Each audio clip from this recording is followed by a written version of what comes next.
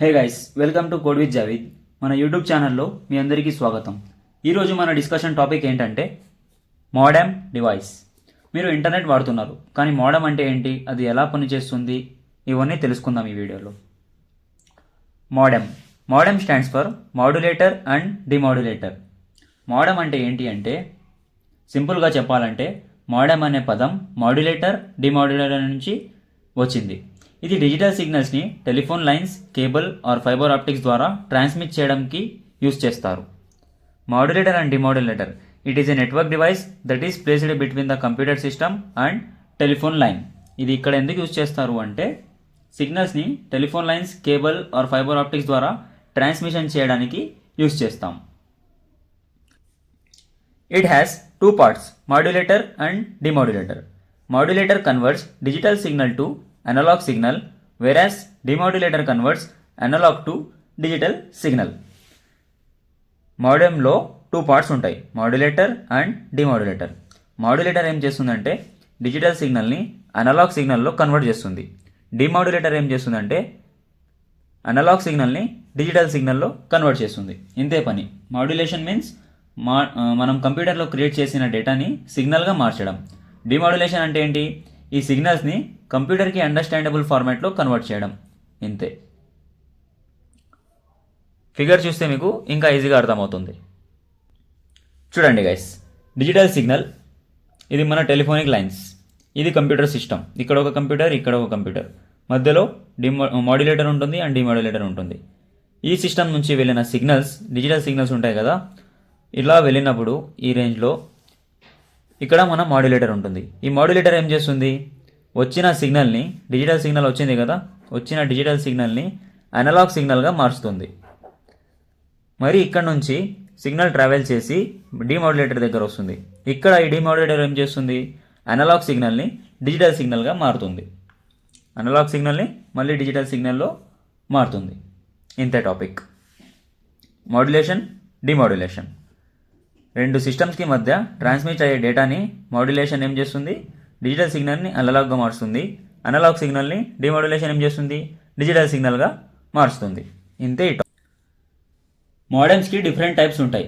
First వచ్చేసి DSL modem,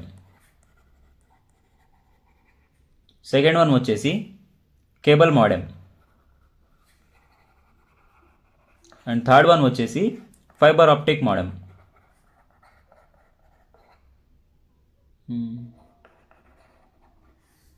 DSL modem ఏంటి అంటే, టెలిఫోన్ లైన్స్ వస్తుంది కదా, స్పీడ్ కొంచెం లిమిటెడ్గా ఉంటుంది దీంట్లో. ఈ డిఎస్ఎల్ మోడల్ వచ్చేసి టెలిఫోన్ లైన్స్కి వాడతారు. కేబుల్ మోడెమ్ అంటే టీవీ కేబుల్ యూజ్ చేయడానికి స్పీడ్ కొద్దిగా బెటర్గానే ఉంటుంది. టీవీ కేబుల్ కోసం ఇది వాడతాం.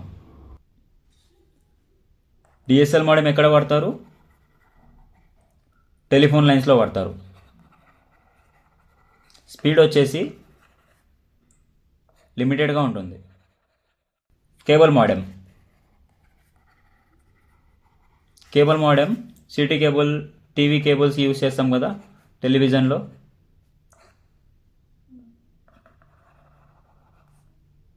టీవీకి యూజ్ చేస్తారని రాయండి. స్పీడ్ కొద్దిగా బెటర్గానే ఉంటుంది, యావరేజ్గా ఉంటుంది. Fibre optic modem, where do we use this fibre optic modem? మనము లేటెస్ట్ అండ్ ఫాస్ట్ టెక్నాలజీ ఇప్పుడు వాడుతున్నాం కదా ప్రస్తుతం. మన ఇంటర్నెట్, మన సిమ్ కార్డ్స్ ఉంటాయి కదా, అందులో వాడతాం. దీంట్లో స్పీడ్ వచ్చేసి అల్ట్రా స్పీడ్, ఇంటర్నెట్ కోసం వాడతాం ఇది. ఓకే, ఈ పాయింట్ రాసే. Modem work.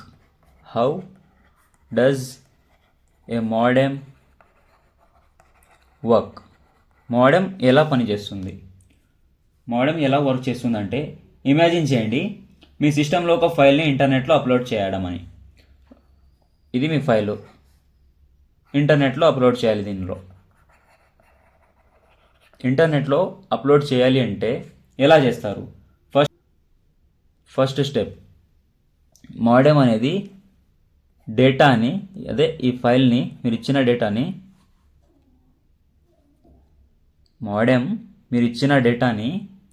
ఒక ఫైల్ని ఇంటర్నెట్లో అప్లోడ్ చేయాలంటే ఎలా చేస్తారంటే, మోడెమ్ డేటాని సిగ్నల్స్గా మారుస్తుంది. మీరు ఇచ్చిన డేటాని సిగ్నల్స్గా మార్చుతుంది.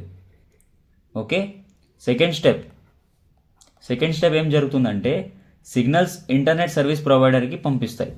ఈ సిగ్నల్స్ ఐఎస్పి అంటే మన జియో, ఎయిర్టెల్, ఈ కంపెనీ మనకి ఎవరైతే ఇంటర్నెట్ ప్రొవైడ్ చేస్తారో వాళ్ళని పంపిస్తుంది. ఈ ఐఎస్పి ఏం చేస్తుందంటే మళ్ళీ థర్డ్ స్టెప్, ఐఎస్పి ద్వారా ఈ సిగ్నల్స్ని గ్లోబల్ ఇంటర్నెట్ నెట్వర్క్కి రీచ్ అవుతాయి. ఓకే, అక్కడ మాడ్యులేషన్ డిమాడ్యులేషన్ అనేది జరుగుతుంది. ఇక్కడ మాడ్యులేషన్, ఇక్కడ డిమాడ్యులేషన్. ఇది జరిగిన తర్వాత మళ్ళీ మనకి డేటా అనేది వేరే సిస్టంలో, కంప్యూటర్లో క్లియర్గా కనపడుతుంది. అర్థమైందా? అర్థం లేకపోయినా మళ్ళీ ఇంకొకసారి చూసి అర్థం చేసుకోండి. మోడెమ్ మనకు ఎందుకు ఇంపార్టెంట్? ఒక మోడెమ్ లేనిదే మనకి ఇంటర్నెట్ కనెక్టివిటీ పాసిబుల్ అస్సలు అవ్వదు. ఇది మనం ఆన్లైన్గా వీడియోస్ చూడడం, గేమ్స్ ఆడడం, ఈమెయిల్స్ పంపించడం, వాట్సాప్ చాట్ చేయడం, ఇన్స్టాగ్రామ్ రీల్స్ చూడడం ఇలాంటి ఎన్నైనా టాక్స్ని మనము బ్రిడ్జ్ లాగా ఉంటుందన్నమాట మోడెమ్ అనేది. మీరు కనుక మోడల్స్ని చూస్ చేయాలనుకుంటే మోడల్ కొనగా ముందు ఈ పాయింట్స్ని ఖచ్చితంగా గుర్తుపెట్టుకోవాలి. ISP compatibility, speed requirements, features, wifi support ఉందా లేదా, ఎక్స్ట్రా ఫీచర్స్ కావాలంటే డ్యువల్ బాండ్ మోడల్స్ని ప్రిఫర్ చేయడం మంచిదా కాదా, మీ యూజేజ్కి తగ్గట్టు మీకు స్పీడ్ అనేది సరిపోతుందా లేదా, మీ ఇంటర్నెట్ సర్వీస్ ప్రొవైడర్కి కూడా సెట్ అవుతుందా లేదా, ఇవన్నీ తెలుసుకోవాలి. మోడెమ్ గురించి ఈ బేసిక్ ఇన్ఫర్మేషన్ మీకు నచ్చిందని అనుకుంటున్నాను. మోడెమ్స్ మన డిజిటల్ లైఫ్లో చాలా పెద్ద రోల్ ప్లే చేస్తున్నాయి.